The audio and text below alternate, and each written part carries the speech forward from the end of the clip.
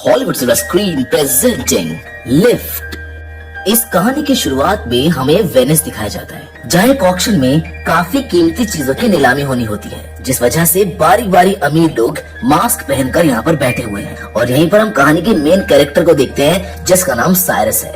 वो काफी स्मार्ट होता है, जो यहाँ पर अपने साथियों के साथ चोरी का प्लान कर चुका है, क्योंकि वो मास्टरमाइंड होने की वजह से बहुत बेहतरीन तरीके से पहले भी कई बार चोरियां कर चुका है। अब इस नीलामी की लाइव वीडियो भी लंदन में चल रही होती है। आधे खरीदार तो वेनिस में बैठे होते हैं, जबकि आधे लंदन में बैठे हुए हैं। यही हमें साइरस के टीम के बारे में बताया जाता है, जिनमें से टॉप पर वो खुद है। फिर होती है एक पायलट लड़की, एक है लॉक मास्टर, जो हर तरह के मुश्किल लॉक्स को आसानी से तोड़ सकता है। इनके अलावा एक हैकर, एक इनका साथी इंजीनियर और एक बड़ी उम्र का आदमी जो इनका हेल्पर है। वो इनकी चोरी करने में मदद करता है, और इस समय वो भी साइरस के साथ नीलामी में आया हुआ है। यहाँ हर जगह पर कैमरास लगे हुए हैं, जिन पर पुलिस की नजर होती है। और सबसे सीनियर पुलिस ऑफिसर, जिसका नाम एबी है, वो काफी समय पहले साइरस से मिली भी थी, जहाँ पर इनकी दोस्ती हो गई थी। पर जब एबी को पता चला कि वो कितना बड़ा चोर है, तो एक मिशन पर उसने साइरस को भी पकड़ने का प्लान बनाया। लेकिन वो काफी स्मार्ट था, इसीलिए साइरस वहाँ से भाग गया।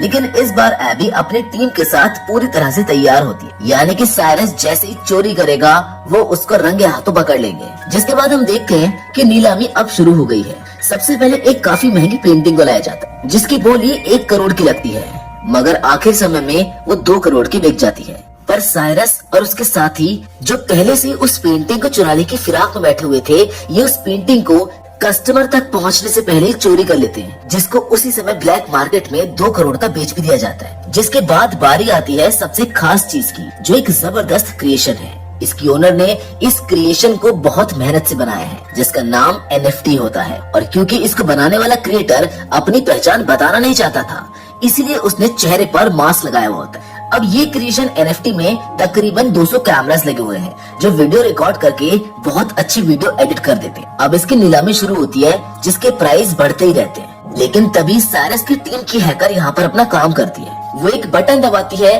और साथ में बोलती है लेफ्ट। ऐसा होते ही वहाँ की सारी लाइट्स बंद हो जाती है, धमाके होने लगते हैं, जिस वजह से हर तरफ अफरा तफरी मच जाती है। अब जहाँ अमीर लोग भागने का सोच रहे होते हैं, यहाँ साइरस अपना काम करता है, जबकि वो 2.5 करोड़ की बोली भी साइरस ने खुद ने लगाई होती है। इसीलिए वो अब NFT के क्रिएटर के पास आता है और उसको कहता है कि आप मेरे ठिकाने पर आ जाओ, जो एक शिप है। NFT भी वहीं पर लाई जाएगी और हम आपको पैसे भी वहीं पर दे देंगे। अब वो सारी चीजें ऊपर बैठी एबी देख रही होती है, इसीलिए वो साइरस को पकड़ने के लिए खुद भी जाती है और अपने साथियों को भी लगा देती है। पर साइरस और उसकी टीम जो यहाँ से भाग रहे थे, उनके पीछे पीछे एबी और उसकी टीम बढ़ जाती है। वो लोग पहले ऐसे ही भागते रहते हैं, जिसके बाद वो स्पीड बोट में बैठ जाते हैं, जहाँ पुलिस को चकमा देते हुए समुद्र के बीच में आ जाते हैं। इन्होंने बैरियर्स खड़े कर दिए थे, जिससे पुलिस इनके पीछे तक आ जाती है, लेकिन फिर भी ये लोग निकल जाते हैं। ये लोग अपने ठिकाने और शिप में पहुंच जाते हैं, जहाँ ये NFT के लेन देन के बाद खूब पार्टी करते हैं। एबी, जो अभी भी छानबीन कर रही होती है, वो नीलामी में आए लोगों की वीडियो को बड़ी गौर से देख रही थी। उसकी नजर साइरस के साथी हेल्पर पर जाती है, जो अभी भी वहीं पर होता है। इसीलिए ये लोग उस तक पहुंचकर उसको पकड़ लेते हैं। उधर पता चलता है कि इन चोरों ने जब NFT को चोरी किया था, तो ब्लैक मार्केट में उसकी कीमत बढ़ती गई, जिसे एक्टिवेट करने के लिए इन्हें उसके असली मालिक की जरूरत थी। इसीलिए ये उस क्रिएटर को उठा लाते हैं, आधा प्रॉफिट वो उसको दे देते हैं। इससे उन दोनों का फायदा होता है। उधर साइरस की टीम का हेल्पर एबी के साथ ही बैठा हुआ था, और वो सभी सवालों के उल्टे सीधे जवाब दे रहा था। एबी कहती है कि मैं तुमको जेल में डाल दूंगी और सबके सामने तुम्हारी सच्चाई ले आऊंगी। अच्छा होगा कि तुम अपनी टीम के बारे में हमको सब कुछ सच बता दो। जिस पर हेल्पर कहता है कि मेरी टीम इस वक्त लंदन में है, अगर उनको पकड़ना है तो तुमको मेरे साथ वहाँ पर जाना होगा। इसीलिए अब एबी अपने साथियों को लेकर लंदन के पुलिस डिपार्टमेंट में चली जाती है। यहाँ उसकी मुलाकात एक और ऑफिसर से होती है, जो उसको बताता है कि मुझको सीक्रेट तरीके से पता चला है कि सबसे बड़ा माफिया, जिसका नाम लास है, उसने हाल ही में मार्केट के शेयर के साथ हेरा फेरी की है, जिस वजह से कीमतें ऊपर नीचे हुई और उसको बहुत प्रॉफिट हुआ। मगर इस प्रॉफिट की वजह से मार्केट या चीजों की कीमतों की उलट पुलट नहीं, बल्कि शहर में कई चीज की उलट पुलट हुई। असल में लास ने डैम का पानी पूरे शहर में फैला दिया है, जिससे वहाँ पर बाढ़ आ गई है। इस वजह से घर डूब गए हैं, लोगों की जानें चली गई हैं। और अब लास बिल्कुल ऐसे ही एक दूसरे शहर के साथ भी करने वाला है, जिसमें लास के साथ साथ एक काफी बड़ा माफिया भी शामिल है। और ये काम वो दोनों अगले 2 महीने में अंजाम देने वाले हैं। लार्स उस माफिया को पहले पेमेंट करेगा, जिसके बाद वो डैम के बैरियर्स हटवाने की इजाजत दे देंगे। इस तरह से उस शहर में भी बाढ़ आने से तबाही होगी। पर लार्स उसको जो पैसा पे करेगा वो पैसा नहीं बल्कि सोना होगा, वो भी 1-2 किलो नहीं बल्कि पूरे 10 टन। और अब उनकी इस डील को मुझको तोड़ना है और पेमेंट रुकवाने के लिए मुझको तुम्हारी जरूरत है। एबी कहती है कि मैं इसमें क्या मदद कर सकती हूँ, जिस पर वो ऑफिसर बताता है कि हमें एक ऐसे बंदे की तलाश है जो चोरों की तरह ही सोचकर चोरों को पकड़ सकता है। जाहिर है इस काम के लिए किसी मास्टरमाइंड चोर की जरूरत होगी, और वो कौन है तुम अच्छे से जानती हो। एबी समझ गई थी कि यहाँ पर ये ऑफिसर साइरस की बात कर रहा है, जिस पर एबी फौरन बोलती है कि नहीं सर, जैसा आप सोच रहे हैं वैसा कुछ नहीं हो सकता। आप चाहते हैं मैं साइरस के पास जाकर उससे मदद मांगू और वो हमारी मदद करने को तैयार हो जाएगा? ये नामुमकिन है। जिस पर ऑफिसर कहता है कि अगर साइरस और उसकी टीम ऐसा करने के लिए ना माने तो ना जाने कितने मासूम लोगों की जानें चली जाएंगी। तुम्हें कैसे भी करके उसको मनाना ही होगा ताकि हम लाश को रोक सके। जिसको सुनकर एबी अब मान जाती है और तुरंत पहुंच जाती है साइरस के पास। यहाँ पर दोनों एक दूसरे को ही दोष देने लगते हैं कि तुमने मुझको धोखा दिया है, मैंने तुमको नहीं दिया है। पर आखिर में बात खत्म करके साइरस उसके आने की वजह पूछता है, जिस पर एबी कहती है कि तुम्हें मेरे लिए एक चोरी करनी होगी, और उसे एबी वो सारी बात बता देती है जो उस ऑफिसर ने एबी को बताई थी। वो कहती है कि तुम्हें वो सारा सोना चोरी करना होगा। जिसके बाद साइरस ये सारी बात अपने साथियों को बताता है। उसके साथी चौंक जाते हैं, जिस पर साइरस कहता है कि मैं समझ सकता हूँ कि ये काम बहुत मुश्किल है, लेकिन ये करना भी बेहद जरूरी है, क्योंकि अगर वो अपने प्लान में कामयाब हो जाते हैं तो पूरा शहर बाढ़ में बह जाएगा, जिससे काफी मासूम जाने जाएंगी। लेकिन ये मिशन बहुत मुश्किल होने वाला था, क्योंकि इनको सोना प्लेन से चोरी करना था और प्लेन में लार्स के गुंडे भी मौजूद थे। इसलिए यहाँ पर साइरस और उसकी टीम अपने काम में लग जाते हैं कि वो कैसे अपने इस मिशन को अंजाम देंगे। यहाँ सबसे पहले हैकर बताती है कि अगर हम बिल्कुल वैसे ही दिखने वाला प्लेन बना लें तो चोरी करना आसान हो जाएगा। पर सवाल ये है कि वैसा प्लेन आएगा कहाँ से? इस पर साइरस कहता है कि नीलामी घर में मैं एक अमीर लड़की से मिला था जो प्लेन के लेन देन में काम करती है। उसके पास एक ऐसा प्लेन है जो थोड़ा बहुत उससे मिलता जुलता है, जिससे हम खुद चेंज करके वैसा बना सकते हैं। तो हो सकता है कि शायद वो हमको प्लेन दे दे। इसलिए अब ये सारे लोग उस प्लेन डीलर के पास पहुँच जाते हैं जो इन्हें वही आलीशान प्लेन दिखाती है। ये काफी खूबसूरत भी था, लेकिन इसको उड़ाना मना था क्योंकि इसमें कई सारे एलईडी ग्लास लगे हुए थे, साथ ही बहुत ज्यादा शोर भी करता था। इसीलिए डीलर अपना प्लेन देने से मना कर देता है। लेकिन एबी उसको बता देती है कि मैं एक पुलिस वाली हूँ और इस तरह के प्लेन तो रखना वैसे भी इलीगल ही है, और अगर तुमने ये हमको नहीं दिया तो तुमको जेल की हवा खानी होगी। जिस पर आखिर में वो मान जाता है। अब प्लेन तो मिल गया था, लेकिन अगली सबसे बड़ी प्रॉब्लम ये थी कि रडार पर हेरा फेरी कैसे की जाएगी, जिसके लिए इन्हें बनाना होगा पीएसआई, जो इस तरह के सिग्नल बनाएगा जिससे हवा में 2 प्लेन उड़ रहे होंगे मगर वो सिग्नल सिर्फ एक का ही दिखाएगा। लेकिन यहाँ एक छोटी समस्या थी, मतलब जब ये दोनों प्लेन्स को एक दूसरे के ऊपर नीचे करेंगे तो कुछ समय के लिए रडार पर ये दोनों प्लेन्स नजर आएंगे जो हेडक्वार्टर में बैठ रहे लोग देख लेंगे। इसलिए इन्हें वहाँ अपने किसी खास आदमी को बैठाना होगा। जिस पर एबी कहती है कि एयरपोर्ट पर मैं एक ऑफिसर को जानती हूँ जो मेरा दोस्त है, वो वहीं बैठा होगा तो हमारा काम वो कर देगा। इसलिए ये सब अब उस ऑफिसर से मिलते हैं जो हैंडीकैप था और वो व्हील चेयर पर होता है। ये अपनी बात उसके सामने रखते हैं, लेकिन वो ऐसा करने से मना कर देता है। वो कहता है कि सॉरी, मैं ये काम नहीं करूँगा क्योंकि इसमें चोरी शामिल है, और वो भी उसके लिए जो शहर का सबसे बड़ा माफिया लार्स है। नहीं, बिल्कुल भी नहीं। पर तभी साइरस कहता है कि मैं इस काम के बदले तुम्हें 10 लाख दूंगा, जिसके लिए वो ऑफिसर मान जाता है। इसीलिए ये सारी टीम अपने अपने काम पर लग जाती है और इस प्लेन को ये लोग बदलने लगते हैं। जिसके बाद पीएसआई की मशीन बनाई जाती है जो सिग्नल्स में हेराफेरी करेगी, जिसका साइज बहुत बड़ा लग रहा था जो किसी बॉम्ब से कम नहीं लग रही थी। इसलिए एबी हैकर को कहती है कि ऐसा करो कि इस पीएसआई मशीन के छोटे छोटे कई सारे हिस्से बना दो जो हर एक मेंबर को दिया जाएगा, ताकि वो पूरे प्लेन में इसको अलग अलग जगह पर लगा सके। इस तरह काम आसानी से हो जाएगा, जिसके लिए हैकर मान जाती है और काफी मेहनत करने के बाद वो पीएसआई मशीन के अलग अलग हिस्से बना देती है। जिसके बाद आखिर इनका फाइनल दिन आ जाता है जहाँ सब लोग अपने अपने हिसाब से तैयार हो जाते हैं। इन्होंने आधे टिकट बिजनेस क्लास के लिए थे और आधे इकोनॉमी क्लास के, ताकि ये लोग पूरे प्लेन में फैल जाए।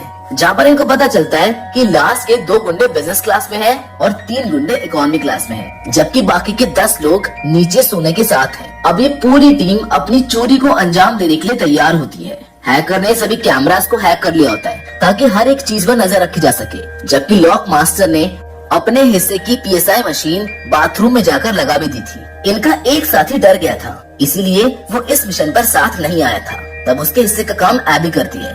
वो अपने बिजनेस क्लास के बाथरूम में जाकर दूसरी पीएसआई मशीन को वहाँ पर लगाने लगती है, पर तभी एक झटका लगने की वजह से वो मशीन छूटकर नीचे गिर जाती है, जिससे वो मशीन टूट जाती है।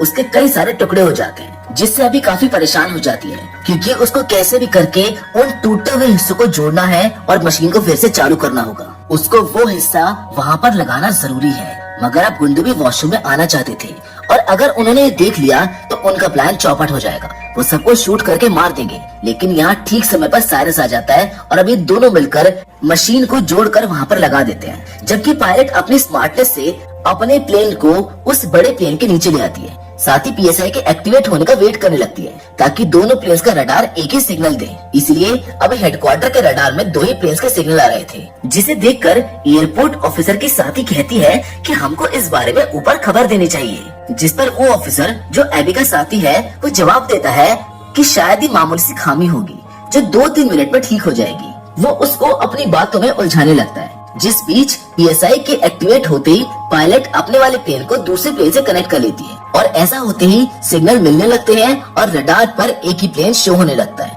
जिसके होते ही वो ऑफिसर अपने साथी को दिखाकर कहता है कि देखो मैंने कहा था ना, ये खराबी है और जल्द ही ठीक हो जाएगी। अब उधर लॉक मास्टर नीचे वाले एरिया में पहुंच जाता है जहाँ सोने वाली तिजोरी पड़ी हुई है। वो अपनी हाईटेक मशीन को तिजोरी पर लगा देता है और उसका लॉक तोड़ने की कोशिश करता है, पर इस बीच गुंडों को शक होने लगता है, इसलिए वो अपने सोने तक पहुंचने की कोशिश करने लगते हैं। अब इस बात की खबर साइरस को भी पता चल जाती है, इसलिए वो उनको रोकने की कोशिश करता है, जिससे अब उन सब चोरों की लाश के गुंडों से लड़ाई शुरू हो जाती है। इनकी जबरदस्त लड़ाई होने लगती है, वो भी चलते हुए प्लेन में, जिस वजह से झटका लगने की वजह से पायलट को लगता है कि प्लेन में कोई गड़बड़ है, इसलिए वो तुरंत हेडक्वार्टर में खबर देता है। तब एबी का साथी ऑफिसर उससे कहता है कि मौसम खराब है, इसलिए आपको पास के हवाई अड्डे पर प्लेन को उतारना होगा। उसकी बात मानकर पायलट प्लेन को उतारने लगता है, पर ये जगह प्लेन को लैंड कराने के लिए छोटी है, जिस वजह से उस पायलट को काफी मुश्किल होती है, लेकिन वो जैसे तैसे प्लेन को उस छोटे से हवाई अड्डे पर उतार लेता है। इसीलिए अब साइरस की पायलट साथी भी प्लेन को वहाँ पर लैंड करवा लेती है, पर इस बात का लाश को भी पता चल जाता है कि हमारा प्लेन हाईजैक हो गया है। जहाँ उसको लैंड करवाना था वहाँ होने के बजाय वो कहीं और ही लैंड हो गया है। इसीलिए लाश अपने साथियों को कहता है कि जो कोई भी मेरे सोने को मुझ तक पहुँचने से रोक रहा है उनको खत्म कर दो या फिर मेरे पास लेकर आओ, इस तरह मेरा सोना मुझ तक आ जाएगा। उधर लॉक मास्टर साइरस से माफी मांगता है कि प्लीज मुझको माफ कर दो, मैं टाइम के अंदर लॉक को तोड़कर सोना नहीं चुरा पाया। अब ये सोना गुंडों और उनके साथी माफिया लाश के हाथ लग जाएगा और ये अपनी खतरनाक डील कर लेंगे। अब इनके पास और कोई रास्ता नहीं होता, इसलिए गुंडों के साथ सोना समेत ये लोग लाश के पास जाने लगते हैं। इन्हें प्लेन के जरिए इनकी पायलट ही इनको लेकर जा रही होती है। उधर लाश के पास माफिया भी आ जाती है। वो चाहती थी कि डील होते ही जल्द से जल्द शहर में बाढ़ आए ताकि मार्केट के शेयर्स ऊपर नीचे होने से दोनों के फायदे हों। लेकिन उस माफिया को भी पता चल जाता है कि जिस प्लेन के जरिए इनका सोना आ रहा था वो हाईजैक हो गया है, पर लाश उसको समझाता है कि मेरे गुंडों ने सिचुएशन को अपने कंट्रोल में कर लिया है, माल आपको मिल जाएगा, बस डील को कैसे भी करके आज के आज ही फाइनल करना होगा। उधर प्लेन में अभी भी लड़ाई हो रही होती है, जिस वजह से पीएसआई के सारे हिस्से बर्बाद हो जाते हैं। ऐसा होने से अब हेडक्वार्टर के रडार में दोनों प्लेन्स दिखने लगते हैं। तब प्लेन को ट्रेस करके गवर्नमेंट अपने फाइटर जेट्स को प्लेन के पीछे भेज देती है और हमला करने के लिए कहती है। लेकिन यहाँ साइरस और पायलट अपना दिमाग लगाते हैं और ये प्लेन को उल्टा करके उसमें लिख देते हैं कि इसमें लोग हैं, इसलिए हम पर हमला ना किया जाए। इसलिए फिलहाल वो फाइटर जेट्स उन पर हमला नहीं करते हैं, बल्कि वो उनका पीछा करने लगते हैं ताकि जब ये प्लेन लैंड हो तो पुलिस वाले आकर इन सभी को सेव कर सके या फिर इस सिचुएशन को हैंडल कर सके। जिसके बाद अब ये प्लेन लैंड होता है लाश के महल के ग्राउंड में, जो उसके घर के ग्राउंड को बर्बाद कर देता है। और सिर्फ यही नहीं, बल्कि ये उसके घर की सिक्योरिटी वॉल को तोड़कर अंदर घुस जाते हैं और ऐसा होते ही सारा सोना भी निकलकर नीचे गिर जाता है। ये देखकर माफिया लाश को कहती है कि अब तो मैं सारा सोना भी ले जाऊंगी, साथ ही हमारी डील भी कैंसिल है, जो कहकर वो वहाँ से जाने लगती है। पर लार्स जिसको गुस्सा आ गया था वो उसको शूट करके मार डालता है। तभी वहाँ पर पुलिस भी आ जाती है जो इनका पीछा कर रही थी। वो इन्हें चारों ओर से घेर लेती है। पुलिस जैसे ही लार्स को पकड़ने लगती है वो कहता है कि ये मेरा अपना घर है और ये सब चोर हैं जो उस माफिया औरत के साथ डील करने आए थे। असली गुनहगार ये सब हैं। इन्होंने ही माफिया को मारा था, तो आप इनको पकड़े और मेरे घर को जल्द से जल्द खाली कर दें। पर यहाँ साइरस अपना दिमाग लगाता है, जो प्लेन के एलईडी ग्लास और एनएफटी क्रिएशन के रिकॉर्डिंग से पुलिस को ये दिखा देता है कि असली गुनहगार लार्स ही है। इसने ही औरत माफिया से सोने की डील की थी। पूरे शहर को बर्बाद करने की प्लानिंग भी इसी की थी। इसलिए लार्स को पुलिस गिरफ्तार कर लेती है। इस मिशन में एबी और लंदन का ऑफिसर भी शामिल थे, जिनका मकसद है इस डील को रोकना। तो इसमें कामयाब होने की वजह से वो सारा सोना पुलिस अपने साथ ले जाती है। मतलब इतने मुश्किल हालात का सामना करने के बाद भी इन चोरों के हाथ में कुछ नहीं लगता है। लेकिन फिर भी एबी साइरस की टीम का हिस्सा बन जाती है। यहाँ एबी जब बच्ची थी तो उसे एक पेंटिंग काफी पसंद आ गई थी, जो अब साइरस उसको गिफ्ट करने का सोचता है, ताकि एबी उससे इम्प्रेस हो जाए और ये लोग फिर से एक हो जाए। और अब यहाँ पर सबसे बड़ी बात सामने आती है। असल में लॉक मास्टर ने तिजोरी को तोड़कर सारा सोना पहले ही वहाँ से निकाल लिया था। वहाँ असली सोने की बजाय नकली सोना रख दिया गया था और इस तरह से नाटक किया जैसे वो तिजोरी तोड़ ही ना पाया हो। यानी कि जो सोना पुलिस के हाथ लगा था, दरअसल में वो सोना नकली था, जबकि असली गोल्ड तो उसी समय आसमान से गायब कर दिया गया था और ये लोग उसे अपने ठिकाने पर भिजवा भी चुके थे। यानी कि ये चोर एक बार फिर अपने मास्टरमाइंड की वजह से इतने बड़े सोने की चोरी को अंजाम दे चुके थे। जिसके बाद ये सब लोग अपना सोना लेने के लिए जाते हैं, जहाँ पर ये एक दूसरे से गले लगते हैं। इनकी खुशी का कोई ठिकाना नहीं होता है। ये अपनी जिंदगी के नए सफर पर और एडवेंचर करने के लिए तैयार हो जाते हैं, जिसके साथ ये कहानी यहीं पर खत्म हो जाती है। तो दोस्तों, मैं उम्मीद करता हूँ कि लिफ्ट की कहानी आपको पसंद आई होगी। बाकी फिलहाल आज की इस वीडियो में बस इतना ही, लेकिन अब फिर से जरूर मिलेंगे और वो भी एक और नई इंटरेस्टिंग कहानी के साथ। पर हमेशा की तरह तब तक के लिए धन्यवाद।